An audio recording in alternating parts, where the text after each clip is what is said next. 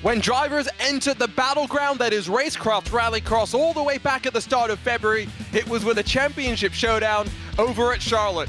But things change, and now we land up in wine country, where the start zone is a bowling alley, and the championship could be determined by one of our many race starts. Hello everyone, and for the final time this season, welcome to Racecraft TV and Racecraft Rallycross. My name is Arjuna Kekipati, alongside with Dane Baird, once again from his hotel room somewhere in Denmark. Dane, I'm very excited about this, but we're not at Charlotte for a championship showdown. Instead, we're here at Sonoma, and we know how treacherous this is really going to be. Yeah, Sonoma, it has a nickname of the bowling alley for a reason, right? It doesn't just get that lightly. There is a good reason behind that. I'm sure we'll see that. We've got 12 race starts, I believe, there or thereabouts today, so at some point it's going to happen, isn't it? But yeah, Sonoma, it's a really fun circuit to drive, and I think the drivers, none of them are going to complain about being here for the finale. Yeah, it is a driver's favorite, that is without a shadow of a doubt. Plenty of passing opportunities, short joker as well, 1.9 seconds or so if you execute it properly, but it comes with its own dangers, especially because you traditionally brake directly on the racing line as drivers taking the regular layout try and fly on past. So keep that one in mind. We've also seen plenty of cars going up and over the jump that is on that regular layout. Here's a look at that schedule, a reminder of where we've been. We had our brief journey over into Europe, Brands Hatch and Barcelona were plenty of fun, but it's been a really interesting run after that. Lucas Oil Raceway, of course, maybe the worst design joker of them all. Turned out to not be so bad. Charlotte and Sonoma playing host to our two back-to-back rounds to close out the championship. Let's talk about this track though, because Charlotte has 59% dirt, Sonoma has 58%. They are by far the most skewed towards the slipping and sliding. And you take a look at that joker just through turn 2. Dane, I know just how dangerous it is from personal experience trying to take the joker. I'm hoping none of our drivers miscommunicate here today. The biggest risk that you see when people are taking the joker is people trying to take the joker the first time by. As you can see, you start just behind the last couple corners, but you go past the joker entry before you actually start the race, start lap 1. So you're not allowed to take the joker on the first lap. But if you try, if you manage to survive all the cars behind you, you're going to get a massive penalty as well. So it's another thing to look out for. But yeah, that joker entry, braking in the middle of the racing line with walls on either side, not the most ideal place to try to be taking that joker lap. So here's a look at how you build points in Racecraft Rallycross, because it is all about accumulation. It starts in qualifying, fastest getting 6 points, sixth getting 1 point. You fill in the numbers between that. Heats, of course, with a couple of spots on the line that directly advance to the feature. Those also pay the best. The further back you finish, the more difficult you also have it in the last chance qualifiers, because that result in your heat determines the starting spot for the LCQs. A couple of the drivers will advance forward to the feature where the big points are paid out. Here's a look then at how the points play out. And of course, final round of the championship with 3 points splitting Kane Lasky and Sean Winkler. It was going to be the battle of who could be the most consistent here tonight. Unfortunately, doesn't look like we're seeing Kane Lasky. He didn't make the feature in the first 2 rounds of the championship. I think Sean Winkler just has to stay out of trouble to crown himself a Racecraft RX2 champion. Here's a look at the Racecraft TV race analysis as well. 5-lap heats, 5-lap LCQs, all building up to a double-length 10-lap feature. RX2 drivers allowed a little bit more leeway when it comes to the bashing. Rallycraft, some will argue it's a contact sport. Others will try and say you've got to be a bit more civilized. RX2 is also the stepping stone for so many of these drivers. It's a fixed setup for them all. Here's how they'll line up though, as we get ready to go for heat number 1, the final round of the season. Evan McFarlane, fastest of them all, will start on the front row alongside with Trevor Teal and I believe Keenan Kusin, as they will line up 3 wide. Then Nathan Brown and Robbie Kirtley side by side on row 2 with Greg Johnson, Kenny Hoffman, and then Vince Pichel through the top 8. And of course, that is UFC lightweight Vince Pichel, Jürgen Malucha starting in 9th position. Already all 9 cars stacked up and ready to go. Here in wine country, a champion will be crowned. RX2 sees the lights go up, the engines roar, we're ready to race. Slow start from Keenan Kusin, but a great jump from the inside, and Evan McFarlane will have to make sure he doesn't get pinched too aggressively as they funnel out a bit more contact behind, but a safe, tidy start inside of the top 3, working across the line and across the jump to begin the first official lap. Yep, they're still 2 wide, 3 wide further back, coming over the jump. Very sketchy part of the track, and sending it through this first corner up the hill, a very long right-hander. There's a lot of different lines you can take here as well, which means there are good overtaking opportunities as we're seeing a little bit further back. This is also where alternate lines can be taken. The better drivers will find grip strips to really just hug the car in and turn it.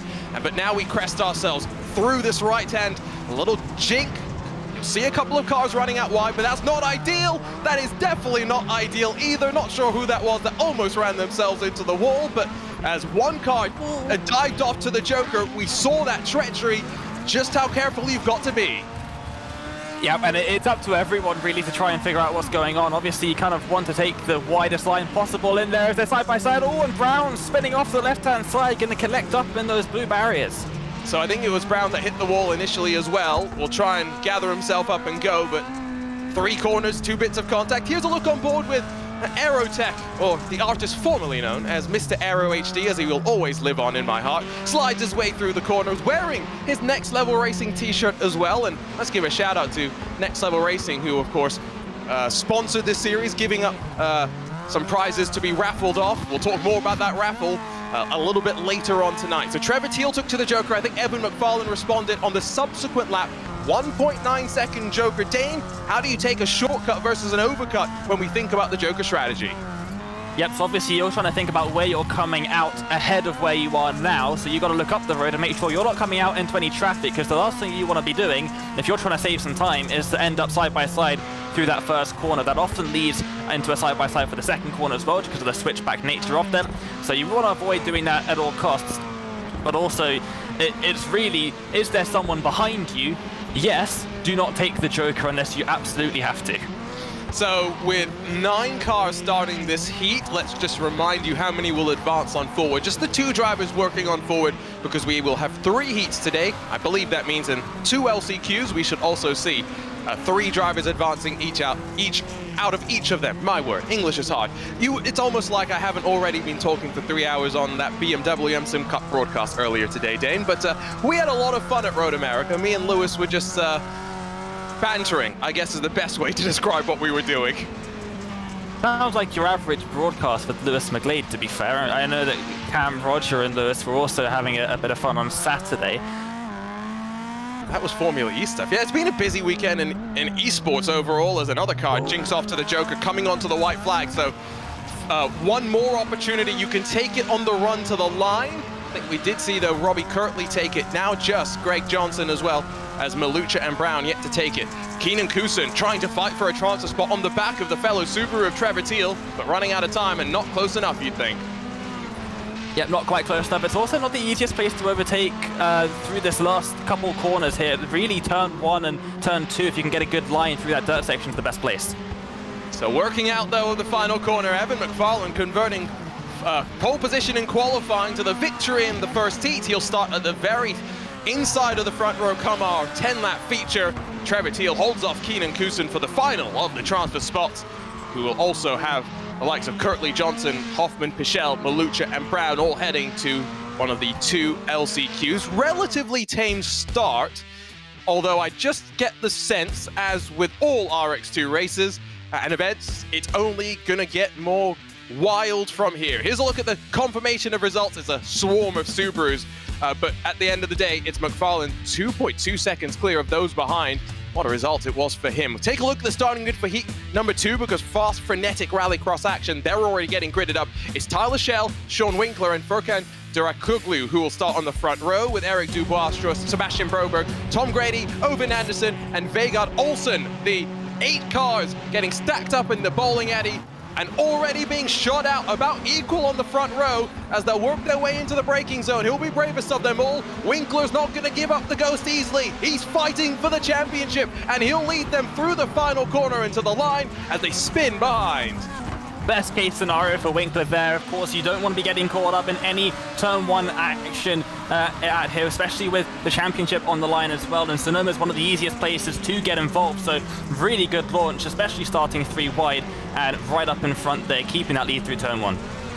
up the hill and then sweeping their way through that really crucial corner. I love that external shot that we had gotten a few moments ago. Just watch the transition and watch the body language of the car, just tentative on entry and just trying to make sure they pitch it in also slightly. Will Winkler take to the Joker first time of asking? There's plenty of pressure and the shortcut sometimes lends itself to that. Instead, it's Tyler Schell that takes the 1.9 second shortcut and runs himself to the front. You were mentioning in the last race how you can take this on the last lap of the race, and you're not going to lose out too much. You see oftentimes at some tracks you have a bit of trouble where if you take it on the last lap you lose out on an advantage later on, and you do get that, but it's a very, very small gain that you get past the start-finish line here at Sonoma when you come out the Joker, so you can take it on the last lap without losing too much. Love the look on board with one of our championship contenders running the virtual reality. Just a reminder as well, he's got houses for sale. He almost had a car for sale that would have not gone for very much. Somehow he holds on, miscommunicates a Joker entry, and Sean Winkler may just have gotten a one-way ticket to an LCQ. Yeah, but it was best case scenario through that section on the first time by, the second time by not being so kind, and that's really unfortunate. Obviously trying to take to the Joker as well, having made that small mistake, trying to regain some time and catch back up to the lead too, and well, there was car on the inside. Big damage, down to 4th spot, and has not actually taken his Joker. It's Schell, Broberg, and Durakoglu that run 1, 2, and 3. Of note, let's give a round of applause to Sebastian Broberg, who, after grabbing his 2nd win of the season at Charlotte, has elected to go and try out what RX1 is all about. He'll be pulling double duty here today, Dane. He's at Sonoma once, he'll be at Sonoma again. Yeah, still rocking that Ford Fiesta, which is always great to see. If I'm not mistaken, it looks like a different paint potentially, but... He actually has a paint now. Yeah, it's a good one. It's a good one, I like it.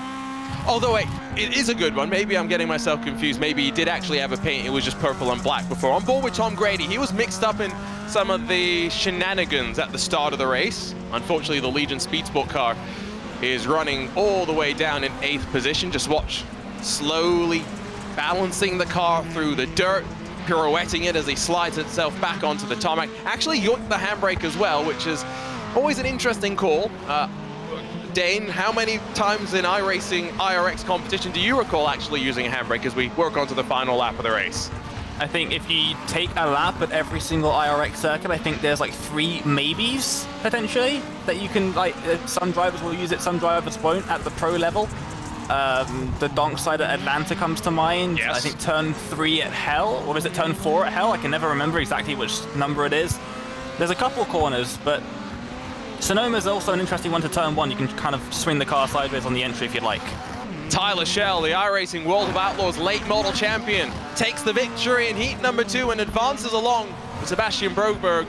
It is going to be Furkan Durakoglu who's going to end up finishing 3rd after he was involved in plenty of contact with Sean Winkler as they had that miscommunication on who was coming down to the Joker or not. And as they slide their way over the jump, that was Owen Anderson in that very yellow Ford Fiesta. We'll grab a look at the race results. Finally, it's not just Subarus that are confirmed in our feature because Sebastian Broberg does carry the Ford Blue Oval on forward, but it's, of course, Winkler, Dubois, Olsen, Leah, and the rest going on to LCQ action. Final heat already on deck, and that means that Esteban Titsu has been up and down this season, trying to get back up in the later portions. Has Andrew Howell and Eric Whitner for company, Cody Winicki, Rene Wegner, and then Matthew Morris through the rest of the top 6. Ross Kaiser and then Vincent Sowers. The 8 drivers gridded up as already, once again, focused towards the lights. The engines will rev. We'll get ready to go with 2 more spots in the feature on the line. Good start from the inside. Titz has switched over to the Subaru once again, and he'll lead them as they work out of the bowling alley and back towards the line. 1, 2, 3 look relatively uncontested. No major drama on this start. It now happens though, and I think we might have to add 1 to the flip counter because a car entered shot and did not enter it after we switched on up.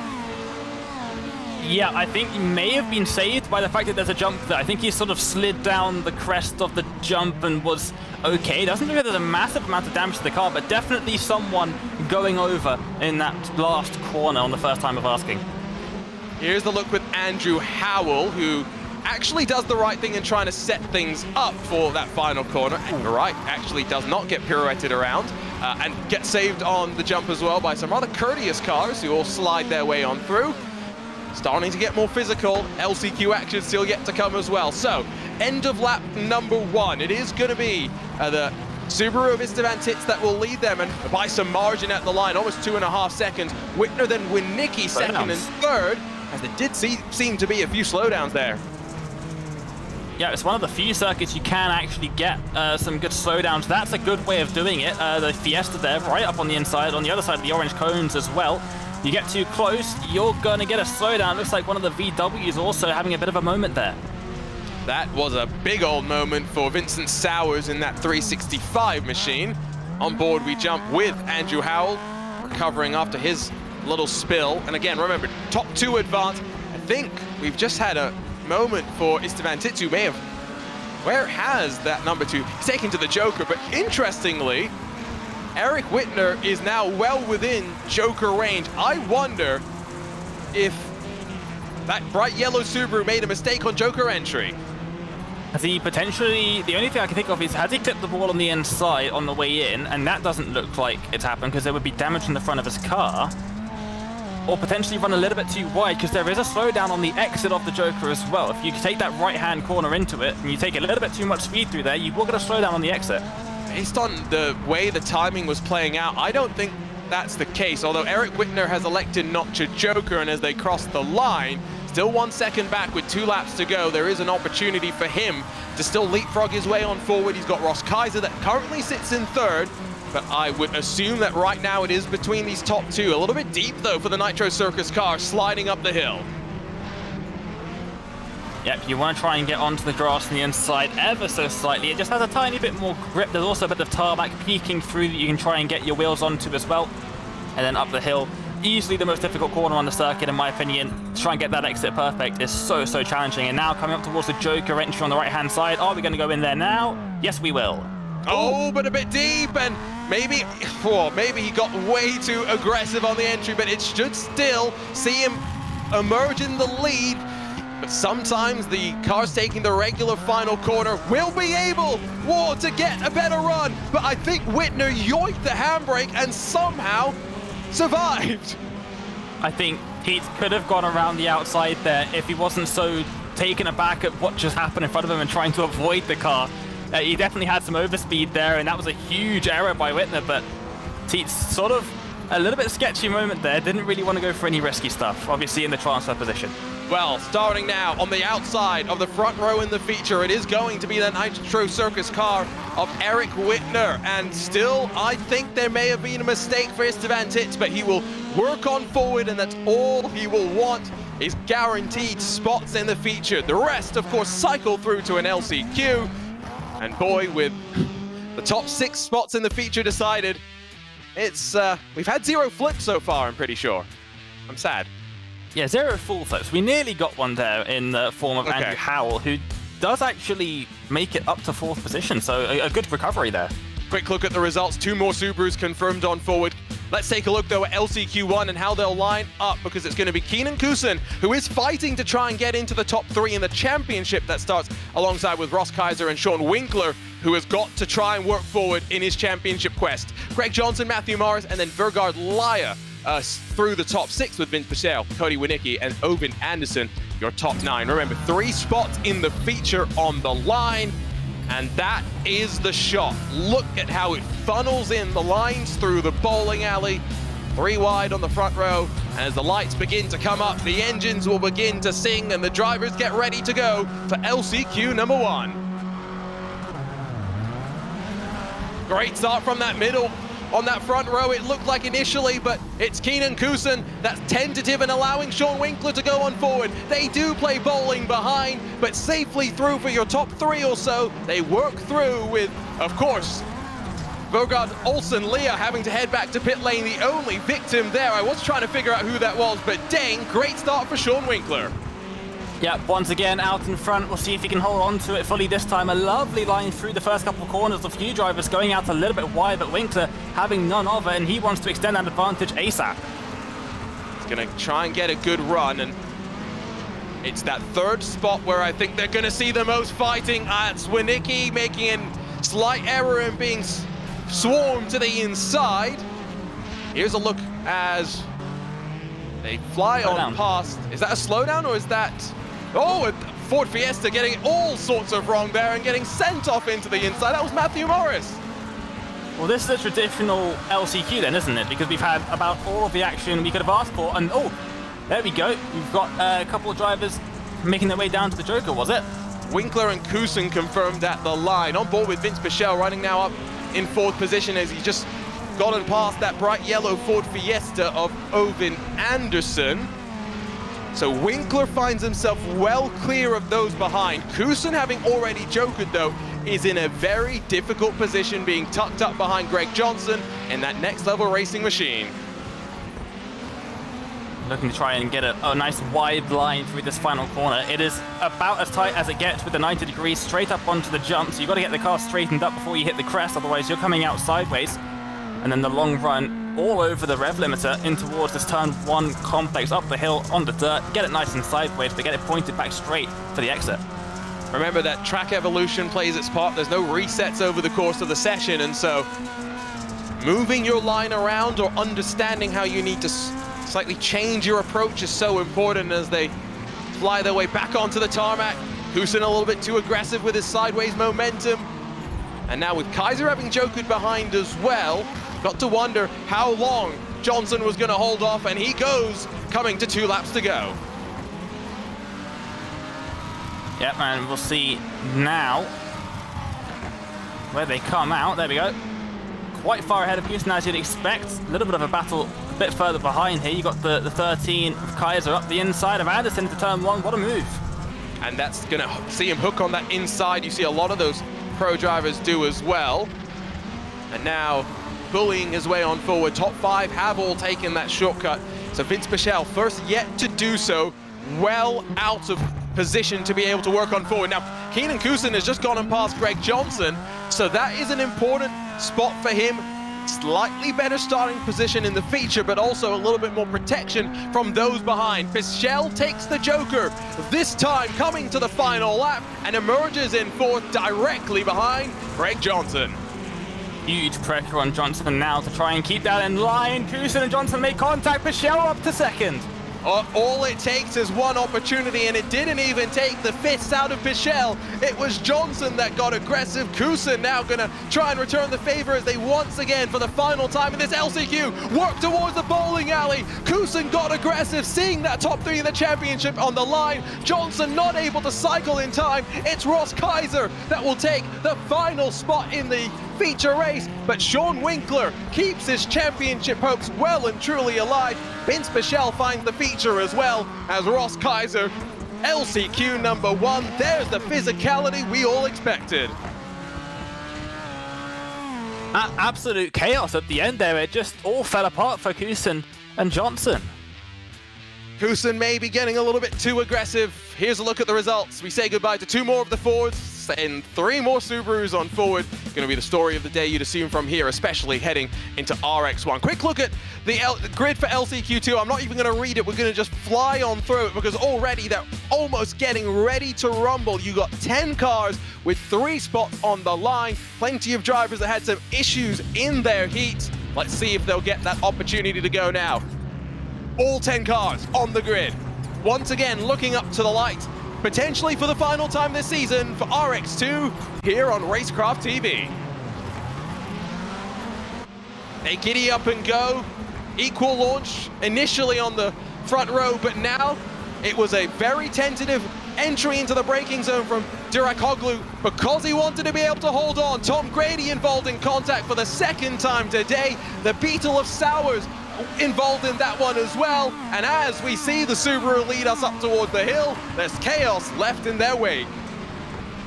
That there is. They're still side by side here, further back, trying to make their way through turn 1. A couple of drivers going very far off into the distance, up the hill, all over the grass there. Another one up into the wall as well. It's all going down here on the opening lap. 3 spots, remember, and it took until the final lap for us in LCQ1 to be guaranteed on who was working on forward. On board we jump with one of our Subarus. This is Kenny Hoffman, who has got a slowdown and is going to work his way completely off of the racing line now. Is that going to cause some miscommunication with anyone else? I think someone else got a slowdown as well and slowed to a complete dead stop. Almost sideways over the jump as well. It's all sorts of craziness right now. Who doesn't have a slowdown? That's a good question, because he really is an easy place to go, especially if you're trying to push those limits. Up this section here, obviously there's very little in terms of walls or big curbs or anything to stop you from just trying to cut these corners, and you do want to cut them as much as possible, but a little bit too much and you get that slowdown, and it is a big slowdown as well. It is really detrimental to your race. Especially on lap number 1, that's always when the slowdowns are the most painful, just the way the system works. It hasn't got a representative lap time out of you to really benchmark how much time it's going to penalize you, and so it always errs on even more significant. After just missing out on a transfer spot, by the way, the not quite green and gold, or rather the blue and gold, I'd argue this is more blue and yellow on that specific Subaru, but looks like Ziracoglu going to be quite comfortably working on forward. Not the same, I think it's going to be said for the likes of Brown, Kirtley and Wegner, even though Kirtley and Wegner have already jokered, and they're trying not to stumble over one another. Yeah, it is a difficult one to try and sort out, but because they haven't jokered, of course you've got the drivers in front of you still needing to take the joker, and that's going to push them even further up the road. So I think these two are effectively fighting for pride, really, because you don't get points in the LCQ, so they're just trying to get as high up as they can, maybe hope for some carnage up in front, and as we've seen already, it is very plausible. Remember, final laps of the season for anyone who finishes outside of those top 3 spots at the end of the day, so until the next time Racecraft Rallycross goes again, like you say, pride, bragging rights, whatever you want, the best possible finish. Still waiting for the top 3 to have taken the joker. They're going to wait maybe until they come to take the white flag, although the gaps between them all relatively calm. It's 3.4, as I read the right gap between first and second, then 1.5 between second and third, another 1.5 between third and fourth. This has been a relatively calm LCQ, all things considered. Yeah, it kind of all went on at the first lap of the race, and then it's just calmed down since then. So it allows us to take our time and get a bit of breath back before we go into the chaos that is sure to be the feature race. It's been an interesting run so far here in Sonoma, but now 12 cars have punched their way on forward to the 10-lap main event. Whoa. It's been a hard slog for some. For Ziracoglu, an easy run through this second LCQ. Andrew Howell avoided getting flipped in his heat, manages to bring the 666 on forward, but Nathan Brown, the final recipient of an LCQ spot, means that the likes of Robbie Kirtley, Rene Wegner, and a handful more, unfortunately, are done for this season. 10 rounds of fun racing, and the RX2 Championship now just has 10 laps left to play. Confirmation: Kirtley, Wegner, Malucha, Sowers, Hoffman, Dubois, and Grady, all done for this campaign. Unfortunately, Hoffman, Dubois, and Grady all not scored on the lead lap, all not finishing this one either.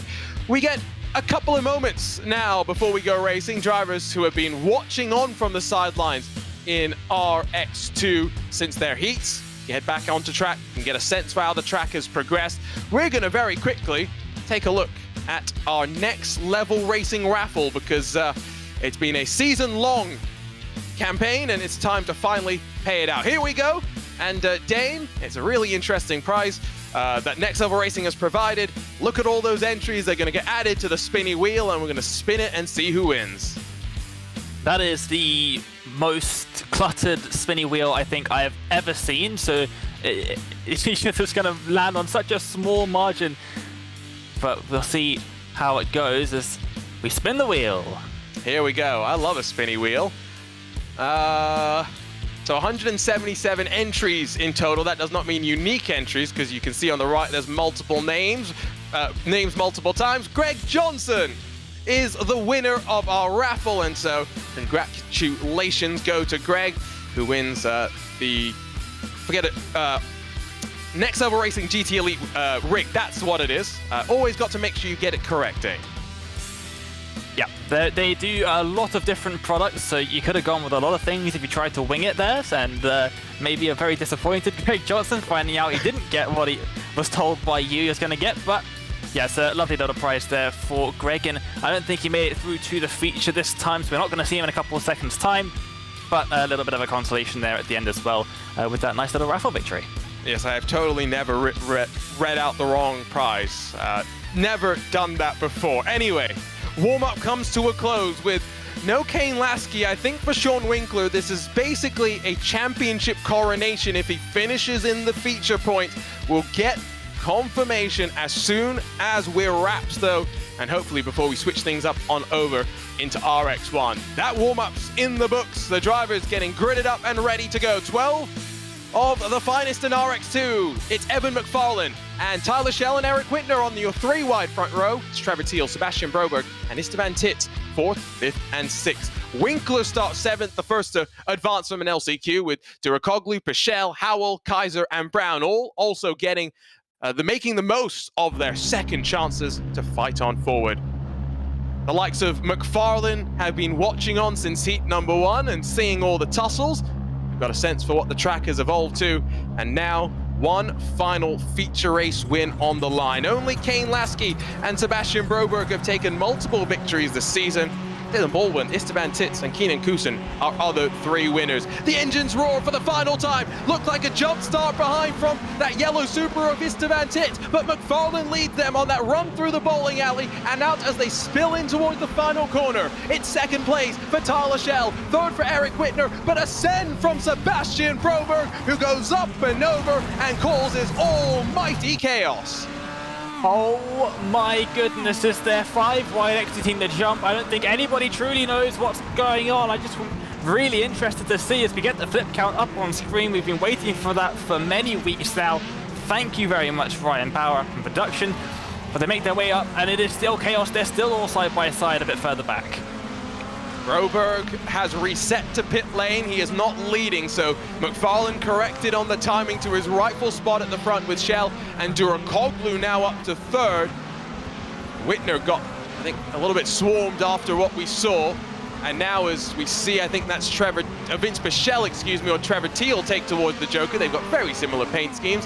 It is Trevor Thiel who emerges in 2nd and might actually play as a bit of a blocker now, with McFarlane also taking the Joker. I think Tyler Schell has got to go this time by. Remember, 10-lap main event compared to the 5 we've been running so far. Yep, we'll see now on board through the left-hander. They'll go. And up into an extremely tricky point. You can use this as an overtaking opportunity, especially if the car in front of you goes a little bit wide, as we just seen from the 72. Up in front, there's Thiel and Schell definitely getting blocked here, opting for that Joker. Not a surprise at all. He's going to take it and see how far he ends up behind. I think the margin already 2.5 seconds. The damage may already be done. Who behind Trevor Thiel now? Will see him as the cork in the bottle. Still waiting for Durakoglu to take down to the Joker. Winkler, though, going to be under fire from a handful of cars behind him. See them scrambling up the hill. Whitner, Pichel, Howell. We jump on board with the 666. If you're watching them side by side up in front, a little bit of contact made already. It can be really sketchy as they get the cars out sideways, but they get back into single file now, up and over the crest once again and back onto this tarmac section. None of this back and forth between the dirt and tarmac like we had last time out at Charlotte. It's one dirt section and then one tarmac section and you're done, except for this jump. Up and over the jump they go. Almost a mistake there from, I think that was Whitner in that 75. Coming on to lap 4 of this main event. Double the length, pulling the handbrake. Not the first time we've seen that from Whitner. What does double the length mean in terms of time management at a track like this? Dane. Well, it means your tire is definitely going to be heating up more and more as the race goes on. So especially coming through this corner here that you're coming up to, this 3rd corner to the right, up and over the crest, you're sliding the tires. You can see all the tire marks on the track already, and that is just eating away at them. You're going to have much less grip come the last couple of laps of this race, and we often see at this circuit drivers making more mistakes on the brakes, as we've just seen here ahead of Winkler. I think Winkler's just going to be thinking, if I can get into the top 5, let me get the points and see how the championship lines up. A couple of drivers being very aggressive with the handbrake through turn number 1. Not sure if that's actually ideal. I don't think I've ever really seen this level of aggression on just yoinking that turn meter, as I sometimes call it. Yeah, it's probably not the quickest way around, especially not now, this late into the session, where you can already see some little bits of tarmac poking through. Of course, this is just above the cup layout of Sonoma. There is tarmac underneath this dirt, and so eventually that starts peeking through as the dirt gets cleared out over the course of the session, and you do get a lot more grip from the car. So especially in this late session, you really want to be taking it as almost as straight as possible. The other thing is that's a drag strip that they're just yoinking the handbrake on. It's not like it's probably got much grip anyway for these particular tires. I'd be very curious maybe to talk to some of the RX1 drivers about what they think. Anyway, halfway through this one, McFarlane sailing clear at the front, although Tyler Schell is trying to keep him honest. It's still about 2.5 seconds. We're just waiting for Brown to take to the Joker. Istvan Tits has retired from this main event. I do believe it was a jump start for him. Jump on board with Trevor Teal, though, in this fight for the final step of the podium. Yeah, once again, coming around this final corner, up and over the jump. A little bit sketchy for the 16 up in front, but keeps some good exit speed there as well. They're side by side further back too, and look at, yeah, I see what you mean. That is an excessive amount of sideways action going on there with Teal as he comes through the first corner. Definitely want to be going in a little bit straighter, but yeah, as you were saying, that drag strip hasn't got much grip to begin with. If you just send the car in, it rotates by itself. I am slightly disappointed. I am going to throw Trevor under the bus. We don't get any costumes this season, which is disappointing. Although, I will say, I do like some of those posters behind him. I've got plenty of things behind me. I don't have any Subarus posters, so we will have to correct that. You have a pickle costume? No. No. I did wear, you saw me wearing my racing suit on Friday as Trevor Teal. Got to be careful of the slowdown there. Aggressively cutting to the inside as much as he wants to get onto the podium. It's too painful to get a slowdown, and I think he might have just done that. Yeah, we'll see now, because he'll try and surf that on the tarmac through the slower corners where possible. We'll see now. Will he dart off the left-hand side? No, I think he's just about got away with it potentially, but yeah, it's definitely still not an ideal place to be. But I am going to throw Teal under the bus anyway, because he told me at the start of the season that he was going to do it for one round. He not only did he not do it, but he explicitly said he was going to do it. He did promise it to us. No, I will give you that one. Up and over the line with 2 to go, and in towards turn 1 with Broberg 1 lap down, it should be pointed out, so he's not really involved in this fight that we watch, continuing to work up through the hill. Racecraft and Teal relatively close still as well in that fight for that third step of the podium, but as we come to 1 to go, McFarlane is clear, and as he comes over the jump, just 1 lap left in the season. That white flag out for the number 04 through the first corner. Very sideways, but keeping that really tight line. That's what you want to see. You want to get up and over the grass on the inside. Not enough that you get to slow down, obviously, but you want to get some over that just to help the car along. There's a bit of a groove there. There's a bit of tarmac. There's all sorts of lovely things to help pull the car along through that part of the corner. What a run it's been this season. Evan McFarlane has been a frequent visitor into these features in the closing stages of the season, and 2 consecutive podiums finally lead to the victory in the end, at the very end. Here at Sonoma, McFarlane crosses the line to take the victory. However, with Schell and Racecraft holding on to the final steps of the podium, a little bit of chaos further behind. Sean Winkler will cross the line, and I believe has done enough to be crowned our RX2 champion. Some donuts at the end there. There's a massive open stretch of land on the outside of the entry of turn 1, so we often do see that from the drivers, but what a way to kick off, or to end the season rather, here at RX2. It has been a good one, and it looks like, I feel like he's done enough. I think he's pretty happy with what he's just put in. It is 5 points, enough for Sean Winkler to be confirmed as your RX2 champion here in 2023 Season 1. Kane Lasky had a blockbuster season as well. He will be proud with 2nd, Istvan Tits 3rd, Keenan Kusin 4th, and Evan McFarlane will grab 5th, although that is all pending any race control investigation. Don't think it's necessarily going to impact things at the very top. Less than 2 seconds, the margin of victory, though, for McFarlane at the end. Tyler Schell doing a great job to hunt down the 04 come the very end. Durakoglu in third, Trevor Teal fourth with Andrew Howell grabbing fifth, and then Sean Winkler, Nathan Brown, Vince Michel, Ross Kaiser, and Eric Whitner, the rest of your top 10. 11th, it's Sebastian Broberg, while Istvan Tits is down in 12th spot, and immediately we'll head down to Victory Lane to grab a quick word with Evan McFarlane, who's standing by with Dame Baird. Well, Evan, welcome back to the booth, and a lovely performance there to end the season in RX2. You're looking really quick around Sonoma. Just wrap up that race for us. Well, I mean, I knew I was fast coming in. I took my time. I'm practicing, and just like, I don't know, I was just trying to be consistent, not make any mistakes, and just focus on my own race instead of focusing on people behind me. And basically, just the whole race in general, I knew I had there was a good, like a big enough gap, so I didn't want to risk any slowdown. So I just was calm, and I just drove. Yeah, you mentioned those slowdowns. We did see a lot of drivers getting those here at Sonoma. Sort of an interesting thing that you don't really see on many other RX circuits, those slowdowns. How easy is it to get them, I guess, through that dirt section? It's really easy, because if you get 4 tires, 3 tires, it doesn't matter. If you get them on the grass, then you'll get a slowdown, and you have to be on the grass to get the grip shift. And also in the dirt section, the second part, there's this turtle, and you want to cut and get in the grit strip and hit that cone, but when the track's fresh, it's really hard to get down there and not hit that strip, because like you're full throttle and the car's biting. So if you do hit it, then it can cost you a lot of time.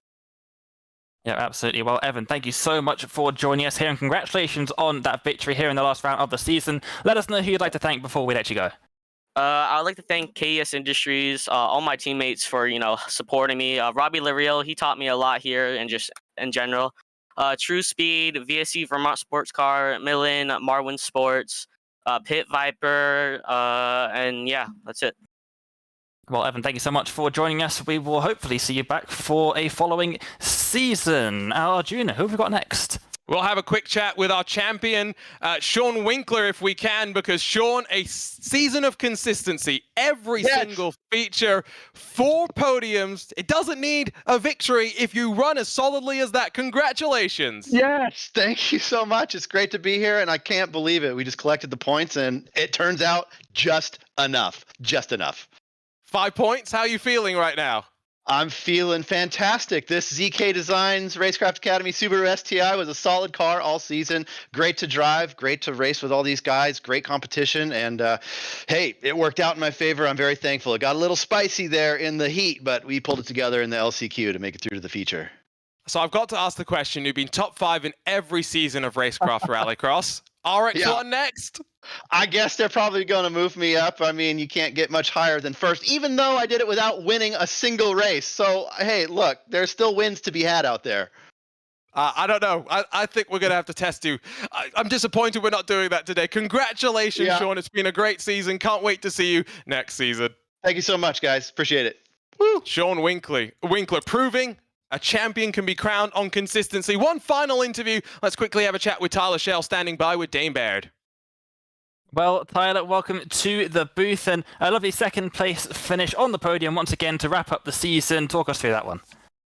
Yeah, it was pretty much smooth sailing other than the first lap. Just kind of got ping-ponged around there a little bit, but once we got going, it was pretty much smooth sailing, just trying to catch Evan, and we were about even, so it was just really hard to catch him, but yeah, it was a good race overall.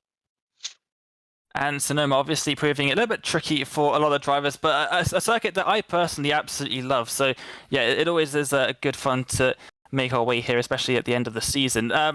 Quickly asking you about RX1, because we've heard from a couple of drivers now that they're making the jump up, obviously with a lot of good performances under your belt this season. Any chance you're making that move too? I'll have to see. I'll just have to see how much I progress at some tracks. Some tracks I kind of was not very good at, and some I was pretty good at. So I just gotta try to progress and hopefully be in RX1. If not, come back to RX2 next season. Well, regardless, we are looking forward to seeing you for the next season. Thank you very much for joining us. Congrats on that second place. Let us know who you'd like to thank before we let you go. Yeah, I think Josh and Teal with everyone at Nitro Circus and Rallycross for and Racecraft Rallycross for putting this on. You guys for just taking your time and broadcasting every week. And yeah, all the boys at the Year Racer Discord. Well, thank you very much, Tyler. We will see you next season. Well, as always, great to have a chat with a couple of our podium winners and our champion, Sean Winkler. It was close here in RX2. RX1 is a little less close, but we're getting ready to go to crown another champion. We'll be right back on Racecraft TV.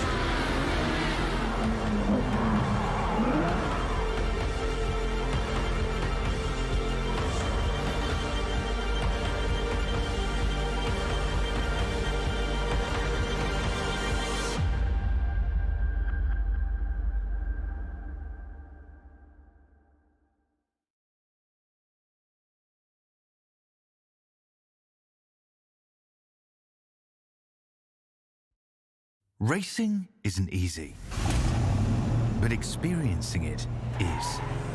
iRacing puts you in the driver's seat with the industry's leading sim racing game.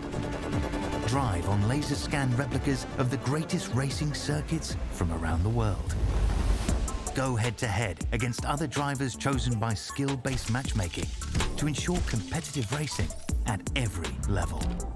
Compete across all your favorite series. In officially licensed cars, engineered to deliver the most accurate driving experience possible.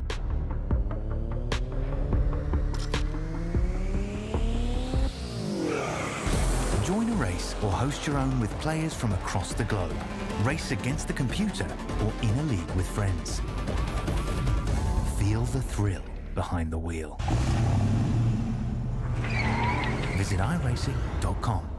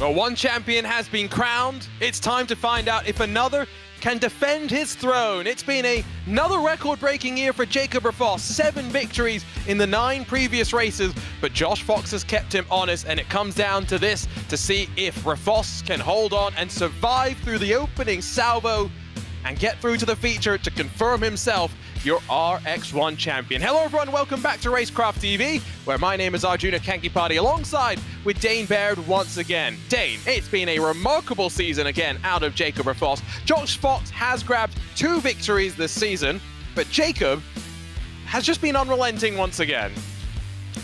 Yeah, he definitely has, and it's actually more surprising and impressive to me almost that Josh has managed to, despite not getting the wins, still managed to keep him honest up until this point where Jacob still hasn't won the championship. He still has to do some work here, so we'll see.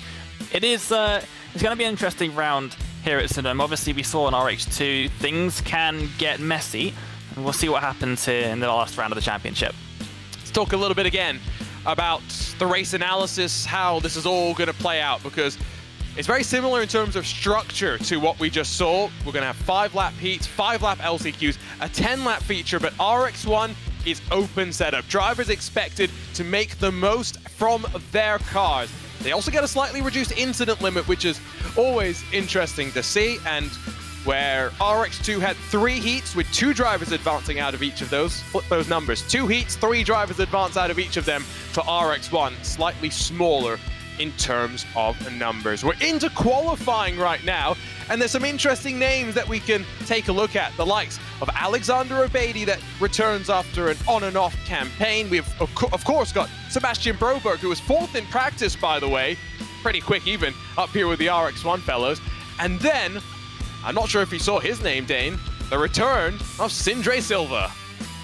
I did. I took a little look, a little peep at the entry list before we got on broadcast today, and I did see that name. It's someone that I've had my fair share of battles with over the years, and good to see him back. We may have quite a stacked field up, especially up at the front, assuming that all these guys make it through their heats nice and cleanly. But I'm just looking at Obedi, obviously back once again. If we think back to the Knockhill round, where those starts that he managed to get were absolutely insane, may well need to pull some of those back out again here at Sonoma to make this starting procedure as clean as possible.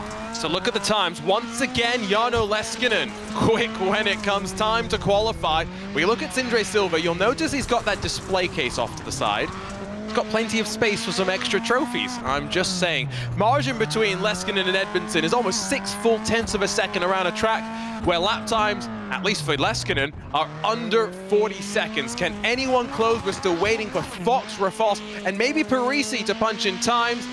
Sindre Silva roars his way to the line as Josh Fox jumps behind as Williams Esports teammate. No improvement from Silva. Here's a look though at Connor Parisi.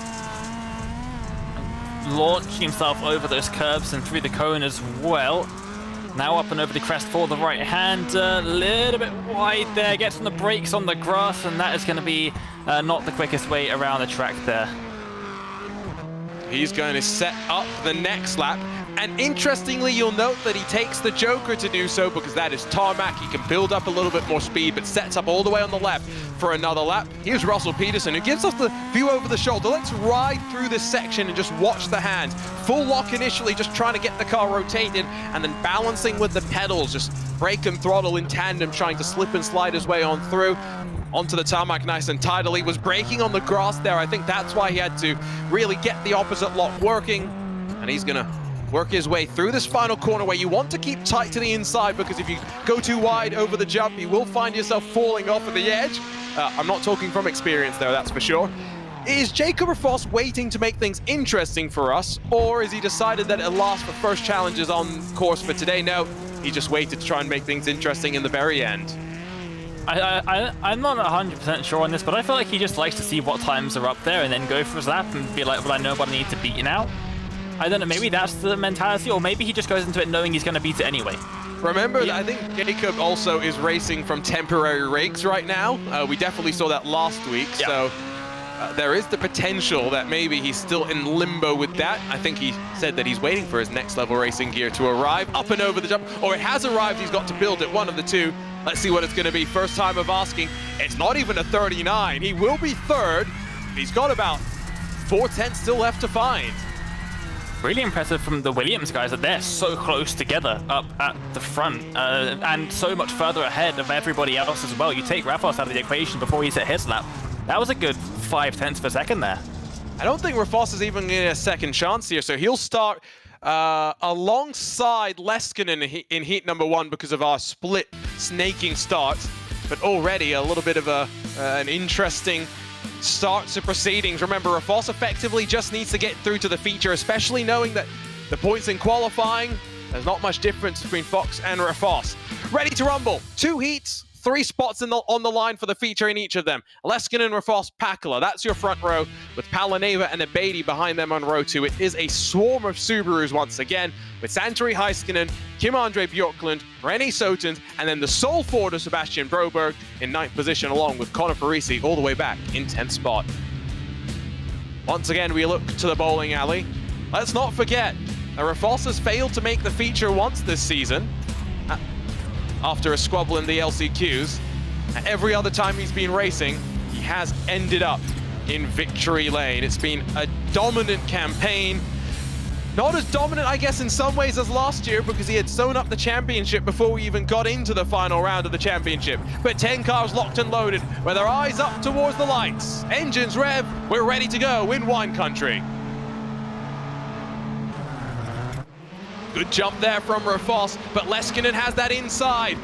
He goes tentative on the brakes, but the Williams Esports driver going to try and cut back. Spin behind from Palaneva, and that's going to cause absolute chaos behind. They're side by side, though, working through the final corner and up towards the line. Rafos already at the point. Already up into the front, and we'll see now the line through the first corner. It's a little bit deep, and Leskinen back up the inside. They're going to go side by side out of the first corner, and Leskinen back up into the lead of this race. So easy to just slip wide, and you'll note that the track state is going to change the longer we go through. Love this onboard perspective with Jarno Leskinen. He puts us in the cockpit of that Subaru WRX STI for Williams Esports, and he's going to go Joker early. You notice how he offset himself very slightly. He was not worried about where Jacob Rafos was going to be. Clean air, the order of business for the 25. We'll see now if Rafos can close down that newly found gap in front of him before he opts to take the Joker. Still plenty of laps left in this race for him to do so. In this number 13 machine, as we right on board once again, sending it very sideways. You can see that wheel going back and forth, back and forth. That doesn't look necessarily fast, but we'll see. Remember, 1.9 seconds or so, the Joker Delta, if you execute it right. Rafos still 2.6 or so back, but he's going to go the first time of asking. Doesn't want to let it build up potentially too much, and he does end up a good half a second back from Leskinen's Williams Esports car. So I think 1.9 seconds for that Delta is about right on the money. I think he was trying to stop Abedi from jokering and getting ahead of him. I think that's what he was looking for, because Abedi was not too far behind him, and that would be worst case scenario for Rafos, because pretty much gifting Leskinen the lead at that point if he's got a squabble with Abedi for even one lap. That's where the difference between the undercut versus overcut Jokers come in terms of the time that it adds and how you think about it. When it's overcut, you said it perfectly earlier, you're looking for the clean air behind. When it's an undercut, you're looking for clean air in front, and you're also concerned about other cars in the opposite direction. You're concerned about cars in front of you taking the Joker if you are on a slightly longer Joker, vice versa on the shortcut. Rafos bullied to the inside there by Leskinen, and that slowed him down significantly. These two relatively calm, though, in terms of looking forward to a feature spot. Alexander Abedi, you mentioned his name, on his return to the series, looks in a great spot to advance directly to the feature.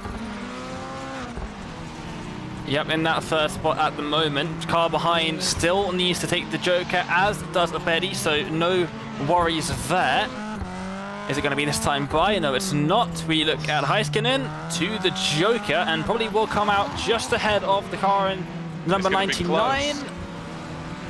And to your point earlier, this is what you maybe do not want. Abedi's not going to be too concerned. As long as he stays close enough to Heiskanen, he will take advantage on the Joker. But if this had a couple more laps still left to play, you would definitely not want to be in this situation. These guys squabbling, though, and trying to rise up towards the bowling alley, while Leskinen and Rafos have figured things out amongst themselves. They know it's the spot in the feature that they ultimately want. Jarno Leskinen able to convert that pole position to victory, although they did have to go wheel to wheel. It's Rafos in second, and officially now your champion, Abedi third, will grab the final of the transfer spot. With Rafos now defending his throne, we can wait to see if he'll break even more history this season, Dane, by winning what would be an 8th round in 10 races. That would be very impressive, but I'm now looking at Leskinen saying, well, you've now overtaken Rafos on track. That must give you heaps of confidence heading into the feature. How hard was Rafos fighting, though? I think likely not too hard, just wanted to try and make sure he was out of trouble. Here's a look at the results. Broberg in that Ford was running decently until he came unstuck. He finishes 8th, and again, remember, Heiskanen and the rest going to an LCQ. Over to heat number 2, and it's where Josh Fox knows that he can get maximum points here with none of the worries of Leskinen or Foss. Edmondson and Christian Lindo will be on the outside of row 1, with Sinjay Silva on his return inside of Josh Clog. It's going to be Palacio, Sawyer, Ward, and Peterson. The rest of the 9 cars getting gridded up to go, and again, 3 spots in the feature will be on the line. As Christian Lindo takes to his spot, the driver is all ready to go. The light's beginning to come up once again. And we go green at Sonoma. Good jump from Josh Fox there. He'll lead them as Edmondson will try and tuck into second. It's Sinjay Silva that will cut underneath and tagging the next level racing car. Edmondson ends up in the wall, but Sinjay Silva sliding on forward to second. Oh, is he still second though? He's gone off the jump a little bit sideways. Now they're almost going 3 wides to make their way through. I think Sinjay has dropped back down to 4th. I think it is still Sinjay running in second, although that is Sinjay in the number 63. He's got Christian Lindo in a very similarly liveried car, so maybe some team news that we were unaware of there. And now Lindo's going to get tagged by Josh Clog. He'll hold on to that car at all sorts of slip angles, but he's got to watch the rejoin. He tags himself into the side of that Ford Fiesta, and unfortunately it's not going to work out. Brian Sawyer holding his spot, then tangles with a second Team Watson Racing car, this time on Marcos Palacio. Bowling balls and bowling pins here at Sonoma. How many drivers did it take to turn around Rafos Lindo? 3, it turns out, right? Yeah, I think so. I think so. You never trust a commentator's math. We can't count, it turns out. Or mouth, for that matter. Don't trust us at all. Too many broadcasts, man. I did, what was it? 6 hours of Ivra, then straight into the Porsche Esports Super Cup. That was yesterday. Earlier this morning, BMW, then we're here. This was the one I was most excited about, I'm not going to lie, though. Although I'm sad. Yeah, because the season's ending, and that's always sad. Maybe we'll get another season after a certain World Championship is done and dusted. I'm very much looking to being paired back up with Josh Lee for the iRacing Off-Road Championship Series. Sorry, Dan, I still love you, don't worry. On board with Sinjay Silva, remember 3 transfer spots as we run. He makes a little bit of a slip up through that opening corner. Josh Clog yet to Joker, does have Brian Sawyer, also yet to Joker, running close behind. Edmondson within striking distance as well. I think at the fight for this 3rd and final transfer spot with 3 contenders, 2 laps to go, I'm not sure if I'd really want to wait to Joker.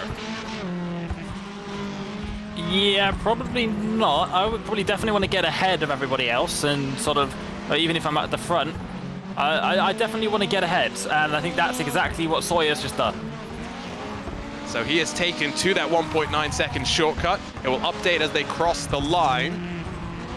And the Fiesta sliding its way on through. Now, also remember, short wheelbase Fiesta tends to be a little bit stronger in the early portions of these sessions as the track evolves. We do tend to see the longer wheelbase Subarus start to get a bit of an edge, especially significant because this is open setup, Stain. The Subaru drivers can have distinct differences in car handling between worn and fresh tracks. Yep, that they do, and here comes the response from Clog up into the Joker lane, and we'll come back out in front of Sawyer and back up into that 3rd transfer spot. Still waiting on Edmondson in 5th to come down the lane. It does look like it's going to be 3 Subarus that work on forward. Edmondson might be able to leapfrog Sawyer and get a better spot in the LCQ, but he's just a little bit too far behind to be able to leapfrog Josh Clog, you'd have to say, but for Josh Fox, there's plenty of Joshes here. Clog, Edmondson, Fox. He's the best of the Joshes first to start with in heat number 2. But also, working on forward, still wants to maybe sign off with a victory, even if the championship will elude him here in 2023 Season 1. It's Sinjay Silva and Josh Clog that will advance on through, although Edmondson made it close at the line. Brian Sawyer, 5th. Toby Ward 6th, Marcos Palacio 6th. Margin between Clog and Edmondson at the line, 0.3 of a second, Dane. Yeah, very close. Of course, Edmondson opting for that last lap Joker, but it's a Josh in 1, 3, and 4. Look at that, the battle of the Joshes. Only 2 of them work on forward, though. Edmondson might feel like he was a bit hard done by, but he'll get one more chance to go, and already we're ready to go for LCQ1. Only 6 cars and 3 spots in the feature. It's going to be lonely for the 3 cars that unfortunately we'll wave goodbye to. Heiskanen, Pakala, Bjorklund on the front row with Parisi and Broberg on row 2. Soten's all by his lonesome on row number 3. Already, engines roaring, ready to rumble for LCQ number 1. Good jump from the front row. Who's going to make the most of it? Bit of bumper cars being played, and around on the outside of the front row. It is going to be Heiskanen that leads, though. Parisi filters into second. Bit of a send attempted. Broberg has to try and avoid the fighting that René Sotens will try and charge and mount on him up that run up in towards turn number 1. But crucially, Heiskanen and Parisi 1 and 2 and starting to try and break away. Look at that up the inside from Broberg up into 3rd position. Fantastic stuff. Can he make it into the feature in his first RX1 venture? Obviously, we saw him earlier on in RX2 as well. Got to the feature. That didn't quite go to plan. Oh, a slowdown. I don't think that's a slowdown. I think he just ran. Oh, it is. No, he's on the brakes. He's trying to clear it. Well, and again, remember, lap 1 penalties, slowdowns, always the most significant, and he pays the price. Surely done here in his debut for RX1. Off to the Joker, though. I think that looks like Santeri Heiskanen, and as Connor Parisi holds in second, René Sotens in third, Heiskanen finds even more clean air at the front. Well, they're side by side again, a little bit further back. Sotens in that P6. There's only 2 of our drivers up for the Joker on the first lap by. Well, here we go at a replay of René Sotens over the jump, and in trying not to tangle up with his teammate, he tangles up with a concrete wall. I guess rule number 1 of racing is don't hit your teammate, so he at least abided by that one. Yeah, it is rule number 1 for a reason. It's the one that at all costs you avoid. And at all costs, Sotens did avoid it. Into the wall instead of your teammate. Probably the best option there. Through turn 1 as we jump on board with the Fiesta. Broberg holding it tight once again. Can he slide up the inside of Pakala now?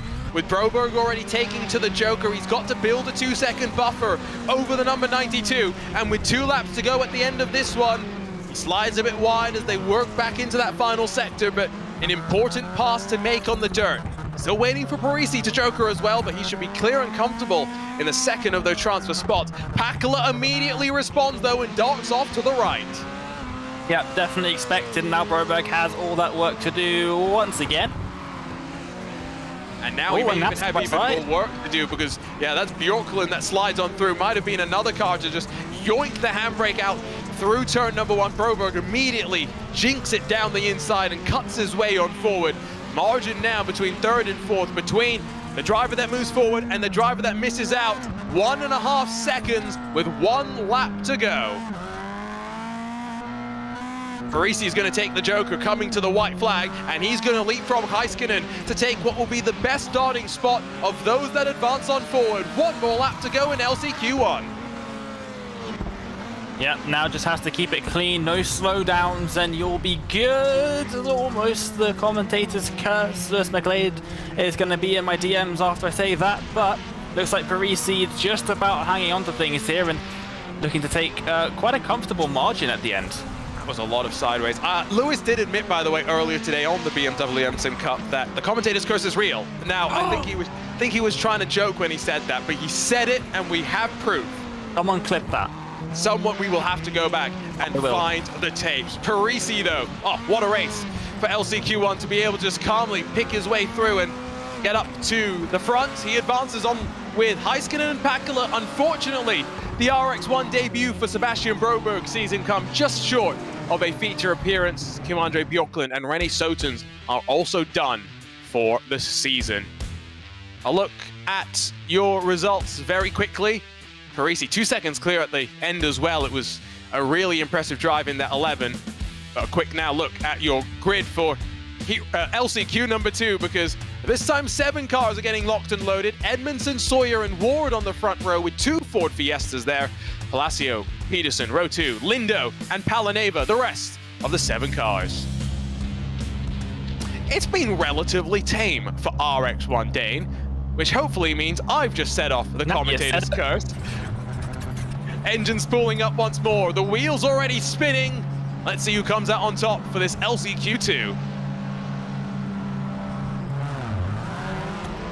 Edmondson drops the hammer nicely on the inside. He's clear as they funnel into the braking zone. Long way around for the boosted motorsports car of Toby Ward. He holds second. It's third for Marcus Palacio. In through the final corner and working towards the jump. Tidy start for Edmondson. The field strings on behind. You managed not to curse that one. That was, again, a really clean start here, but now through the first corner, it's the dirt. Anything can happen. You got the Fiesta up on the inside. I tell you what, the Fiesta through this dirt section looking really nimble. Fiesta's looking good even. I guess it does help that we've only had 2 heats and we're having 2 LCQs. There's a little bit less racing on the track. Lindo looking a little bit perturbed, excuse me, as they work back onto the tarmac. Big mistake behind from, I believe that was Peterson, who will drop to the very back. But as we come towards the Joker, first time of asking, doesn't look like anyone in the mid-pack is going to elect to take it up and over the jump. As we finish up lap number 1, no one has taken a Joker, it seems. Oh, that was a big cut to the inside, still a massive cut to the inside. We'll see how that works out for the Subaru driver. I feel like that may have been taking it a step too far, but no signs of slowing down just yet. Whoa, massive hit of the turtle curbs. That is definitely too far for Toby Ward in that boosted motorsports Ford. It allows Lindo to go on through, and I was going to say surely a slowdown. Palacio had a slowdown as well. It's a litany of slowdown penalties. Everybody has a slowdown. As Ward and Palaneva go side by side, let's get the Oprah meme out. You get a slowdown, you get a slowdown, everybody gets a slowdown. Reminds me of the time about a year ago, maybe a little bit over a year ago, when iRacing changed all the Grand Prix circuits, track limits, and everybody's getting slowdowns at Monza, and everybody's getting slowdowns at Montreal. But everybody's getting slowdowns here at Sonoma. Through the middle sector they work, coming to 2 to go. Edmondson has taken a Joker. Lindo looks comfortable as well in terms of being able to advance. It's all eyes on third in the battle for the final transfer spot. Palaneva and Ward. Ward goes Joker first time, or rather, first.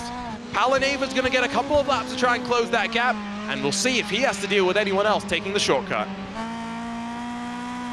Now has a clear target in that bright green rear end of the Fiesta, a little bit deep into the first corner, hopefully able to straighten that car up again for a nice exit. Very nice indeed. And now for the second of these corners on the dirt, through the left, getting nice and tight to the inside. Looks to be, just based on distance on track, closing in a little bit. Ward all over the grass. This could be a good opportunity for Palaneva to get up in front again. It's 7/10, he should have it. As long as he doesn't slide too deep through the Joker.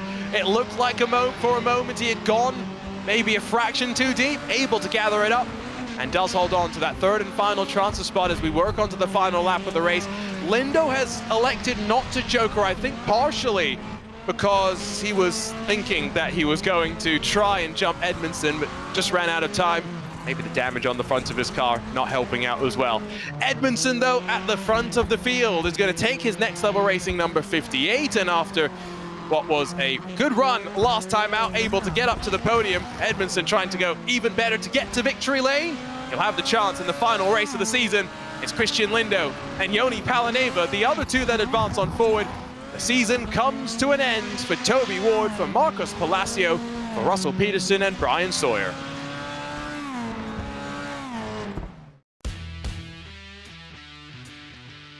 Here's a look at your race results as we head into a brief warm-up session for the drivers that have been watching on since heat number 1 and waiting to see who joins them in the main event. Edmondson, Lindo, Palaneva, 3 more Subarus that advance. Unfortunately, Toby Ward just misses out with Palacio, Peterson and Sawyer. The Fords gave it a try, but Dame Baird, it was not to be. I believe we're going to have 12 Subarus getting ready to go for 10 laps coming up. What more is new? Yeah, Subaru Fest in IRX is definitely something we are well used to by this point. It's nice to see the drivers in the VWs and the Fiestas give it a go, but it just does seem to be that all of the really, really fast guys like you see, Rafos, Fox, Leskinet, they're all using the Subaru. I'm not entirely sure if there is still like a balance of performance reason for that, or if it is just down to personal preference. They have setups as well for those cars at the end of the day. Why do all that work again when you could show up with World Championship caliber setups? With the championship already decided though, Rafos entering the feature, it's now just about history. Can he win it in the season? Can Fox win his third, or can someone else bring a surprise? Ultimately, if anyone else is going to insert themselves into victory lane, the likelihood is it might be Jarno Leskinen. Yeah, and obviously we've seen many times how quick Jarno can be, and starting on that inside of the front row as well, has the pole position, has every right to be winning this feature race. So if he's had any chance of doing it this season, this is probably the best he's going to get. That is the safest spot to start as well, in my opinion. Yes, you have to worry about those starting maybe inside of row number 2, but if you're on the outside of that front row, you're always going to be chopped off when we head ourselves out of the first part of the right-hander and it funnels on in. Yeah, and if you're on the outside and you have Carnage on the inside, it's always coming out to the outside. You've got the tire walls on the end. They cut in at the end of the first corner as well, so being on the outside is really sketchy. Being in the middle is probably just as sketchy as well. So inside, definitely where you want to be if you can get there. And I think Leskinen genuinely has a really good shot. His starts have been looking pretty good as well. Although we did see Rafos from the middle make it through there at the start of the heat race, so we'll see how all of that comes into play in this feature race. I'm very much looking forward to this. Well, here we go. We're getting gridded up. A championship has been decided. It's all just for bragging rights to sign off for 2023 Season 1. It's Leskinen, Fox, Williams Esports teammates on the inside of row 1, Rafos on their outside, Sindre Silver and Alexander Obedi on row 2, with Josh Clark, Connor Parisi, Josh Edmondson, Santeri Heiskanen, Christian Lindo, Jukka Pakala, and Joni Palaneva, the 12 Subarus that line themselves up in the bowling alley for the final time this season. It's been an electric 10 rounds. It's now time to close the book on the chapter that is 2023 Season 1. Can Williams Esports finish 1 and 2 again? We're about to find out. A great start from Josh Fox in the middle of that front row. He'll try and box out Jacob Rafos and work with his teammate Jarno Leskinen. Bit of chaos further back. Josh Clark gets tangled up and goes around, and now potentially all sorts of drama. Sindre Silva on his return, up and over, but landing on all 4 wheels. It was the send of all sends. Somehow the top 3 still all running single file. Yeah, just about. Rafos looks to the inside. Fox has run deep as well, I think, and Leskinen is back up into the lead of this one. They're still side by side. Leskinen has the advantage. Fox blocks off Rafos. Up the hill they go now into this third corner, the right-hander. Are there going to be any sends up the inside? No, they're still single file as they make their way towards the end of this first lap. They descend their way through as now there went. I was wondering who was going to blink first. Was there communication between Leskinen and Fox? Because that was about as close as you want to cut it. Fox now going to play rear gunner potentially for a lap or so as Rafos is going to work over the back of the Pennsylvania native. He's a little bit deep there. I wonder if Rafos has managed to sneak his way up the inside. He has, but Fox with that speed on the exit, getting back in front. They're still side by side, a little bit more contact, and Rafos, just in a slowdown. Did he cut it a little bit too aggressively, and now Edmondson slides his way on through. Rafos will have some more adversity to deal with. He's 6 seconds off of your leaders, still has that 2-second joker to play with. How aggressive is he going to be? There's no death stare today. It looked a little bit more happy, like he already knew the championship was locked up. Let's see how it plays out with now 8 laps to go. I love that in-car view from Leskinen. That's really unique. I don't think I've seen that from any other driver. It is so good. I absolutely love that. They just put the effort in to get that set up for us. But taking a nice little lead at the moment, still has to worry about Fox behind. Obviously, Edmondson and Rafos a little bit further back, but Fox with that joker still in hand and still a long time left to try and close down the gap. Is Fox going to go joker early? He's only 2.2 off the back of his teammate. He stays out for the time being. I think Rafos has jokered. Where does he emerge relative to Fox? In front of, that's Edmondson, excuse me, that's jokered, and he's in front of Fox. Now the delay for Fox to joker may just have cost him because he's on the outside line, the long way around, and Edmondson sneaking up his inside. Yeah, that's exactly what I was talking about in the LCQ, is they make a little bit of contact wheel to wheel. And now Edmondson just about getting in front. So that is about worst case scenario for Fox, because he has now spent the whole lap side by side or just behind Edmondson. And if he wanted to try and gain an advantage on Leskinen, well, he's lost that opportunity. Now through the joker, he goes a little bit deep through there, but definitely coming out quite a bit behind his teammate. Decision, unfortunately, has now compromised him. Rafos is still yet to Joker, let's not forget, but he's going to have to work past Edmondson, so even though he's within 3 seconds of your leader, he's not going, unless Edmondson picks up the pace, Rafos is going to have to deal with Edmondson before he can think about jokering to get in front of Leskinen, coming up on half distance in this race. There's still plenty of time for Rafos to work on forward, but we check out that fight for 5th. Heiskanen trying to hold off the Nitro Circus car of Connor Parisi. Through this final corner, they will go, in either of them looking to that inside, of course, and up and over the jump. Nice and close quarters. Onto the dirt section, obviously, Parisi, this is probably the best opportunity you'll have for an overtake. Wow, that's a lot closer up at the front. Still not close enough to really send anything, and I think Fox, knowing that the championship is done, isn't going to force Leskinen to defend too hard, because Leskinen has been a good teammate to Josh Fox this season. Both times Fox has won, guess who's finished second? Leskinen. Yes, there you go. It was an obvious question, answer. You know who finished 3rd in both those races as well? Was it Edmondson? No, it was not. It was Connor Parisi. Oh. Yeah, I just thought I'd point that out because I think that's a really interesting statistic.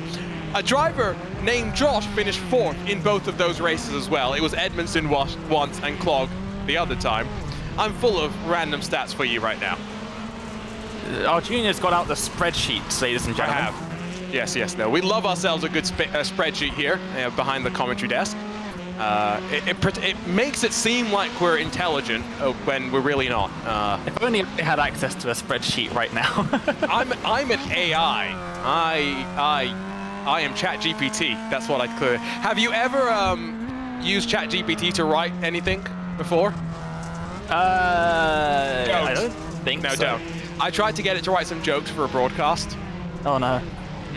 AI human not up to our junior standards. No, in fact, I tell you what, that will be a section that we have at the end of the broadcast before we say goodbye. I'll get some jokes written by ChatGPT. That was Parisi slipping up as they worked out of turn 1. Immediately down the inside, Heiskanen gets on forward. Now, all of these drivers have jokered except Connor Parisi, so I would expect him to peel off and just get on through and try and enjoy some clean air. Yeah. Definitely what you would expect, and we'll see that now as they're side by side a little bit up in front of him, so definitely not wanting to get involved in that as Lindo and, is that Heiskanen? Yeah, it is, that are going side by side, still side by side. Around the outside, the Finn versus the Norwegian. I will read you a joke. What do you call a rallycross driver who wins at Sonoma? The reigning grape champion. That is so mid that I can't even. Did I sound young enough there? It sounds too forced. You got to work on the delivery. Okay, we'll get there. 1 lap to go in the 2023 Season 1 of Racecraft Rallycross RX1. It is still Williams Esports 1 and 2. Leskinen leading Fox. Fox sliding wide through turn number 1. And it looks like they're just going to run 1 and 2 to close out the campaign. Yep, beautiful campaign by both of them as well. Rafos besting them slightly, very small margin up at the front, all things considered, but these Williams guys, 1 and 2 at the end, beautiful stuff. What a season it's been. Jarno Leskinen has been the perfect teammate to Josh Fox. However, in their tussle here in wine country, with a championship already decided, Jacob Rafos does just enough to win. 8 wins in 10 races. The mark of a champion is someone who can never be counted out. We didn't even think he was gonna do it by 0.002 of a second. What? Jacob Rafos wins here in wine country. Incredible. No, there's no way. What? He wasn't even on my radar. 0.02 of a second to correct myself. I thought it was 2000s, reading it across the line. Like a bat out of nowhere, Jacob Rafos. One more look at this as well, because incredible stuff here. We jump on board with the Next Level Racing Nitro Circus machine. You could see how he had closed up to Edmondson, runs his way over the dirt, just So perfect, so smooth, not overly committing the car, it's balanced at all times. Back onto the tarmac, just wait, watch and see as he waits for that weight transfer until he's onto the tarmac, and now sets it up so perfectly. Not overcommitting, not undercommitting, using all of the track available to him and blasting his way 200th clear at the line. Did the Williams guys, this is a genuine question now, did the Williams guys slow down to try and get a somewhat photo finish? Because I think they did, because Leskinen's line into this last corner, just look at this, he takes the weirdest line into this final corner. Well, so I thought this was him trying to defend, because look, Fox got a little bit squirrely. I thought this was a defensive line initially from Leskinen. It does compromise him quite a bit. Now, I don't think they're slowing down, personally. Maybe we can ride on board with Fox at full speed and just listen, because I'm pretty sure Jacob Rafos just caught them napping. I'm almost 100% sure. Let's listen in.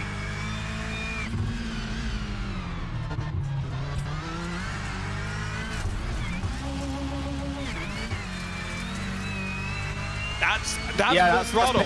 That's pinned. Wow. That is remarkable. 8 wins, 10 races. Jacob Rafos, take a bow. There's a reason why he walks away as our champion. Quick look at the results, and then let's go talk to them if we can, because boy, oh boy, what a campaign. 3 drivers split by 0.2 of a second. Jacob Rafos, unfortunately, inevitable here today. Leskinen and Fox, Williams Esports second and third, Edmondson fourth, continuing some good momentum at the end of the season with Parisi completing a top 5. Heiskanen, Lindo, Clark, Pakula, and then Silva the top 10, with Sindre Silva unfortunately rolling over on his return to the series. Down in 11th, it was Yoni Palaneva. Alexander Abadi, unfortunately, not getting to the finish. So I don't see a Jacob Rafos standing by, so instead, let's go and see if we can dial up Jarno Leskinen and check in with what he was seeing through those final couple of corners. Jarno, did you expect Jacob to come flying through the Joker on that final lap? Let's say I didn't. I tried to cover that Fox doesn't get on side of me on the last corner, and that was the thing I lost. Talk to us about this track, because just like Charlotte, there's plenty of dirt. How technical do you have to be to make everything work? Yeah, you really have to be careful with the first corner, because you have 2 lines there, and I didn't have any idea what line the people are going to use in the final. And yeah, that's probably the hardest corner of the track. And then, yeah, I think after you get through the first corner, I think that was where Jacob got time on the laps that we fought with Josh. But yeah. Congratulations on a fun season, Jarno. Unfortunately not getting the victory, but it was a good campaign for Williams Esports, and hopefully we'll see you later this year to do it again. Yeah, thank you. Jarno Leskinen joining us. We'll head on over, though, to both Victory Lane and to our champion, Jacob Rafos, who by 0.02 of a second makes it 8 wins in 10 races. Jacob, you looked like you had some fun across the line there. Yeah, that was a really good win. Like winning that, I was 0.019 by me and Jarno, and that was just crazy winning like that. That was really good. Talk to us about this season. You missed 1 round of the championship. You won all but 1 round that you actually raced in. How are you feeling about your speed, especially knowing that we're coming up to the summer? We're going into a World Championship campaign where you won't be in this car. You're heading back over to the Pro 4 trucks. For sure. I'm looking to have a little bit better season this year than last year. Maybe we can get top 5. That's my goal, at least. And yeah, it's just, yeah, basically just getting better than last year. Just kind of improving. But yeah, I'm looking really forward to it with the new updates coming out and new, some new updates getting out in the trucks. Looking real forward to it. Well, it sounds like a summer of slinging the dirt and hoping for some fun. Congratulations on a great season, Jacob. Looking forward to seeing you on the iRacing Esports Network later this summer. Thanks, and I'd like to give a shout out to Racecraft, all guys at Racecraft, all the guys at Nitro, SimMagic, Sim Racing OS, Next Level Racing. Yeah, and just for you guys putting on the show and the commentators, everybody. We don't put on the show. You guys do. We just get to shout about it. Thank you so much, Jacob, for a great season. We'll see you later on. Let's head on over to Josh Fox, though, who's standing by with Dane Baird. Well, Josh, wrapping up the season, P2 at the end of things, P3 in that race. I've got to ask the same question that Arjuna asked Yano. Did you expect Jacob to just appear out of the Joker on that final corner? Because it caught Arjuna and I completely off guard. Yeah, I have to say I was keeping an eye on him on the relative pretty much every lap after we had both jokered up front there, and it seemed like we were maintaining for a bit, but then like the last 3 laps or so, he really just started taking chunks out of us, and it was, you know, it was going to be very close, but I didn't, you know, I couldn't have expected that he would have actually passed us. That was just so crazy. And just thinking about yourself versus obviously your teammate Yano up at the front, were you going for that race victory at the end there, or because Yano was definitely defending into that final corner a little bit? Yeah, I mean, I wasn't gonna, you know, do something way out of line or anything, but I was there if, you know, something happened to him or possibly take advantage. But I knew that as soon as either one of us started racing each other or even got side by side, that would have given the race away even before the last lap. So yeah, definitely wanted to win it, but also definitely was trying to preserve the team 1-2. Well, lovely podium there for you in the end, and capping off a great season for yourself as well. We're looking forward to the next one here in Racecraft Rallycross, and we hope to see you then. Yeah, definitely looking forward to that. It was by far the most fun I've had in the Racecraft Rallycross series this season in particular, and I just wanted to give a big thanks to everyone who makes it happen. I know Josh Edmondson and Trevor Teal and all the other guys behind the scenes work really hard to make sure this thing goes smoothly. And we had some really great racing this year, and super glad to be a part of it. So thanks again to you guys. Yep, absolutely. We will see you next time out. Josh Fox there in 3rd place. We'll have a quick chat as well with Sindre Silva as we wrap things up here for the season. Sindre, returning to the series, not an ideal feature start, at least, that's for sure. No, I don't think you're gonna get any worse start in the future ever. But it was fun to watch the outside of the track as well. I haven't done that for a long time. I do see, by the way, you've got a delightful display case off to your right-hand side. No trophies there yet. There's plenty of space, though. Yeah, I moved in here for I think 5 hours ago. So oh, wow. it was a little bit stressful to get all sorted before the race, but so I brought but not the trophies. It's still in the other apartment.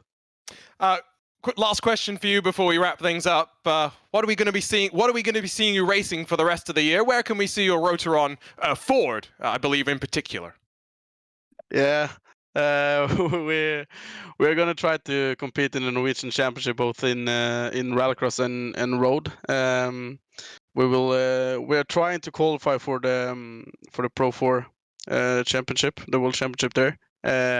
Had some few weeks off, so it was not ideal, but we will try at least. And then just try to drive some endurance or something. I don't know, to be honest, what the team wants us to drive and things like that. So we'll just try to focus on the Norwegian Championship first of all.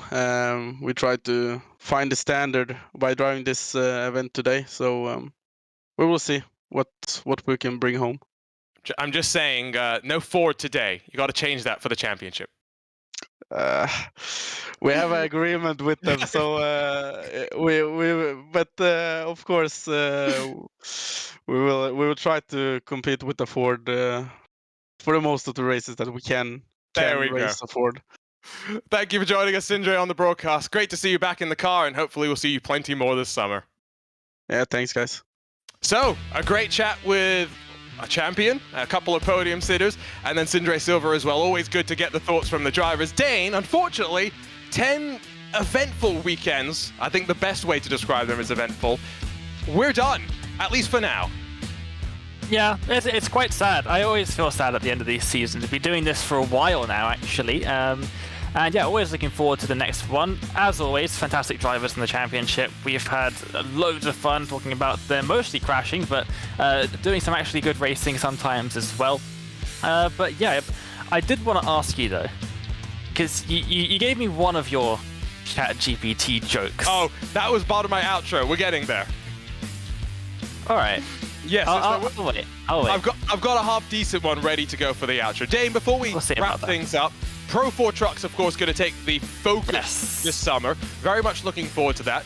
All signs indicate, though, we're going to be back hopefully for another season of Racecraft Rallycross later this year. So for anyone who's looking to get into Rallycross now, give them the one-sentence pitch for why they should jump in.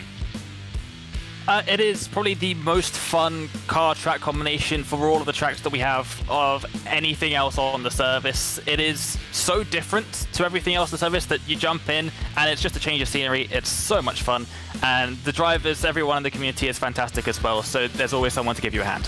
I think we got about 4 sentences in that one sentence. But no, Dave, all and. There was no grammatically periods. a very poor sentence, then we're giving you an F in English. However, what a fun season. Dane, thank you so much. Behind the scenes, the likes of Ryan Bauer, as well as Zach Johnson, our production team, for the likes of Josh Edmondson, Trevor Teal, and so many more at Racecraft that make this all happen. Thank you so much. We've had so many different commentators as well. Ewan O'Leary, Lewis McLeod have jumped in for all the fun. We'll see you later on this year for more Racecraft Rallycross. For now, though, don't forget, we love Racecraft Rallycross. I love Racecraft Rallycross. We'll see you later on this year. Congratulations go to our champions. Thank you so much for joining us for the ride.